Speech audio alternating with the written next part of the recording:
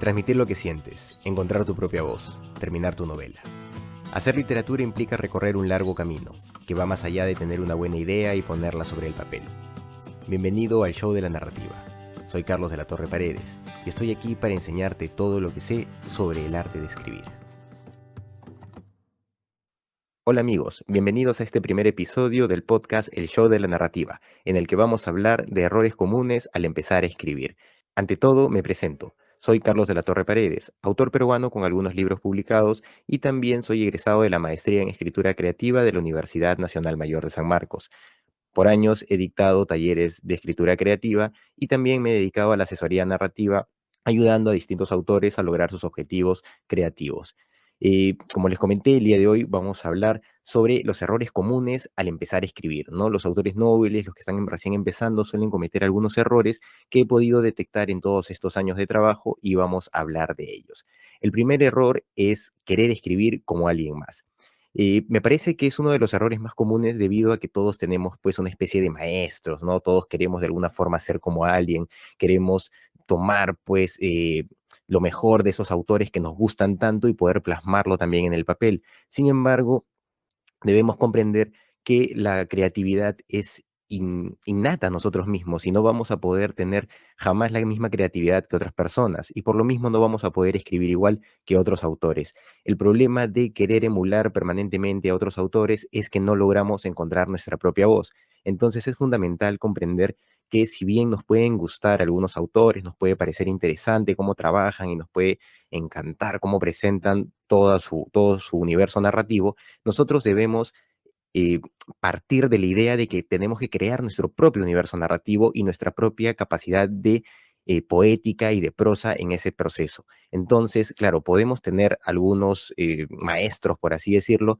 pero lo último que deberíamos hacer, salvo que estemos practicando, ¿no? Como un ejercicio podría servir, es el hecho de intentar escribir exactamente como ellos, ¿no? Eso es algo que no se recomienda porque jamás lo vamos a lograr y lamentablemente uno termina frustrándose cuando eso sucede. Y si se lograra, el problema es que se notaría que la obra creativa que se ha hecho no es del todo sincera, ¿no? Porque claro, nosotros podemos crear, inventar historias, armar líneas narrativas muy complejas, muy funcionales, pero realmente la obra literaria funciona en la medida en que tenga ese nivel de sinceridad, pues que le aplican los autores y que genera sellos, pues, de cada uno de ellos, ¿no? Y si es que nosotros estamos permanentemente intentando imitar a otros autores, no vamos a poder transmitir eso. El segundo error que he visto con mucha frecuencia es el no terminar, perdón, es el empezar a corregir la obra antes de haberla terminado. ¿Qué sucede con esto? Que claro, si bien nosotros podemos hacer algunas correcciones respecto al avance de nuestra obra, por ejemplo, si es que en un capítulo decidimos que un personaje que había muerto algunos capítulos antes no debió haber muerto, pues lo corregimos, ¿no? Porque es algo específico que sí podemos corregir. Sin embargo, empezar a hacer el trabajo estético de revisión, de mejorar figuras literarias, de aplicar símiles, metáforas, de mejorar la gramática, todo ese proceso que ya implica la primera corrección y las sucesivas correcciones de una obra literaria, en donde se da realmente el trabajo pues, más artesanal, más artístico también de alguna forma. eh, si nosotros empezamos a hacerlo antes de tener la obra concluida, lamentablemente no vamos a poder llegar a nada, debido a que vamos a estar trabajando solo una parte de esa gran obra. Entonces, ¿cómo vamos a poder realmente afinar algo que no está terminado? Es como si quisiéramos armar una silla y pues antes de terminar la silla, antes de tenerla lista, empezamos ya a decorar la primera pata que hemos hecho, ¿no? Va a ser muy difícil que lo siguiente logre calzar con ese decorado que hemos planteado y también que es prácticamente inútil, ¿no? Porque no sabemos ni siquiera si vamos a poder terminar esa silla al final. Lo mismo sucede con las obras narrativas. Lo primero es terminarla, ver que nos sintamos cómodos con la estructura que hemos creado, que sea funcional a lo que nosotros necesitamos como autores, y recién a partir de ahí podemos darnos el chance de empezar a corregir, a pulir y hacer todo el trabajo más artístico, ¿no? En este proceso creativo que implica justamente llenar la obra literaria, la obra que se ha escrito, el primer borrador, de figuras literarias, de figuras retóricas y meterle pues toda esa capacidad narrativa, creativa y de prosa que podemos tener, ¿no? Que ya tiene que ver con nuestras lecturas, con nuestra propia técnica, con nuestra propia voz. Pero eso se logra luego de un primer borrador, ¿no? Por eso es que se recomienda siempre primero terminar el primer borrador, mandarse, finiquitar la idea y es a partir de ahí que se va a poder corregir, se va a poder mejorar y vamos a poder tener un producto realmente pues que tenga un sentido orgánico y funcional, ¿no? El tercer problema que he detectado es el de narrar en resumen en lugar de en escena. ¿Qué quiero decir con esto? A mí me gusta explicarlo de una forma bien simple, ¿no? Yo entiendo, dentro de cómo yo lo explico, la narrativa tiene dos momentos específicos. Uno es el resumen y otro es la escena. El resumen implica informar, dar información específica, rápida, que permita a los lectores entender qué está sucediendo, ¿no? Ubicarse en el mundo, ubicarse en la circunstancia, que es válido en la narrativa y se utiliza bastante, pero lo más importante, lo que termina teniendo más fuerza, lo que hace de las obras literarias, obras de arte, son más bien los momentos en los que se desarrolla una escena. ¿Por qué? Porque implica narrar desde los sentidos.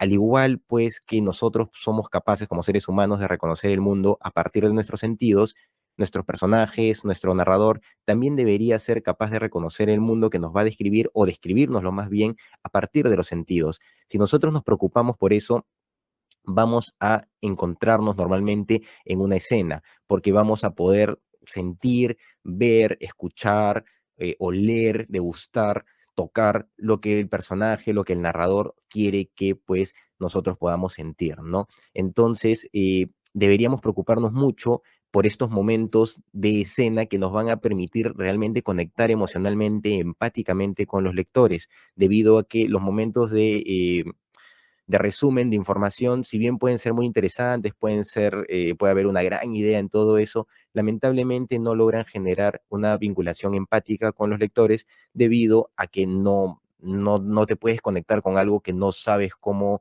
que no es más que una información dura, ¿no? En cambio, cuando recurres a los sentidos, de alguna forma puedes conectar con las personas porque todos somos capaces de entender el mundo a partir justamente de estos sentidos. Claro, también pueden entrar emociones, pueden entrar pensamientos que ya llegan a complementar esta forma de abordar la narrativa, ¿no? Pero el secreto para narrar y poder conectar con las personas y no ser solamente pues algo estrictamente informativo, algo periodístico, sino realmente transmitir algo, que es lo importante en el arte, transmitir emocionalidad, sentimientos, sensaciones, tocar a otros seres humanos, se va a hacer mediante las escenas. Y para desarrollar escenas, lo usual o lo que debe hacerse es narrar en base a sentidos.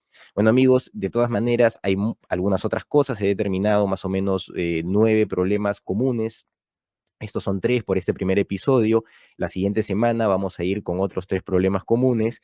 Ya los averiguarán en ese momento. Pero bueno, esto ha sido todo por esta oportunidad en su podcast, El Show de la Narrativa. Muchas gracias. Si te ha gustado este episodio, compártelo y dale suscribir al canal o plataforma donde nos estés escuchando. Así nos ayudas a seguir creando contenido. Si quieres saber más sobre mi trabajo, puedes visitar carlosdelatorreparedes.com. Encuentra más información sobre el podcast en carlosdelatorreparedes.wordpress.com y en las redes sociales de El Show de la Narrativa. Este es un podcast de Proyecto Valiente, SAC.